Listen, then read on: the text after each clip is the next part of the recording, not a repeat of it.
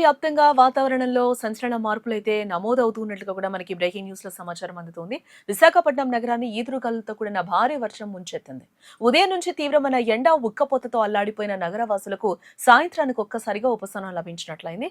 ఆకాశం నల్లటి మేఘాలతో కమ్ముకుని ఉరుముల మెరుపులతో కుండపోత వర్షం కురిసింది. అకస్మాత్తుగా కురిసిన ఈ భారీ వర్షం వల్ల నగరంలో ప్రధాన రహదారులు జలమయమయ్యాయి. ఆఫీసుల నుంచి ఇళ్లకు వెళ్లే సమయం కావడంతో ప్రయాణికులు వాహనదారులు తీవ్ర ఇబ్బందులు ఎదుర్కొంటూ ఉన్నారు. ఎక్కడికక్కడ వాహనాలు నిలిచిపోయి కిలోమీటర్ల మేర ట్రాఫిక్ జామ్ ఏర్పడింది. వాతావరణ శాఖ అధికారులు అందించిన అత్యవసర సమాచారం ప్రకారం ముందస్తు హెచ్చరికలు జారీ అయ్యాయి. విజయనగరం, విశాఖపట్నం, అల్లూరి సీతారామరాజు, అనకాపల్లి జిల్లాలకు ఆరెంజ్ అలర్ట్ అయితే ప్రకటించారు. ఏ ప్రాంతాల్లో పిడుగులతో కూడిన మోస్తరు నుంచి భారీ వర్షాలు పడే అవకాశం ఉంది.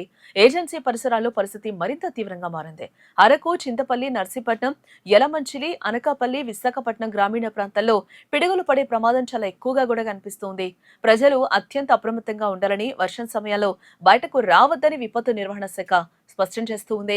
నిన్నటి వాతావరణ పరిస్థితిని ఒకసారి మనం పరిశీలిస్తే జిల్లా వ్యాప్తంగా బాణుడు ప్రతాపం తీవ్రంగానే కనిపించింది. ఎండల ధాటికి ప్రజలు బయటకు రాకుండా ఇళ్లకే పరిమితమయ్యారు. నిన్నటి ఉష్ణోగ్రతల ప్రభావం ఈ రోజు ఉదయం వరకు కొనసాగింది. మధ్యాహ్నం వరకు ఉక్కపోత నగరవాసులు తీవ్రంగా వేధించింది. సాయంత్రానికి వాతావరణంలో మార్పులు వచ్చి చల్లబడింది. ఉన్నట్లుండి ఉరుములు, ఈదురుగాలులు ప్రారంభమై వర్షం దంచుకొట్టింది.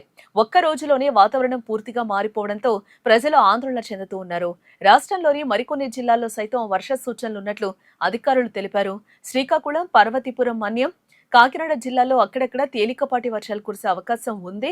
కోనసీమ, తూర్పుగోదావరి, పశ్చిమ గోదావరి, ఏలూరు ప్రాంతాల్లో ఉరుములతో కూడిన జల్లులు పడొచ్చు. రాయలసీమలోని చిత్తూరు, కర్నూలు జిల్లాల పరిధిలో చెదురుమదురుగా పిడుగులు పడే ప్రమాదం ఉంది. ఈ జిల్లాల ప్రజలు సురక్షిత భవనాల్లో ఉండాలని హెచ్చరికలు జారీ చేశారు.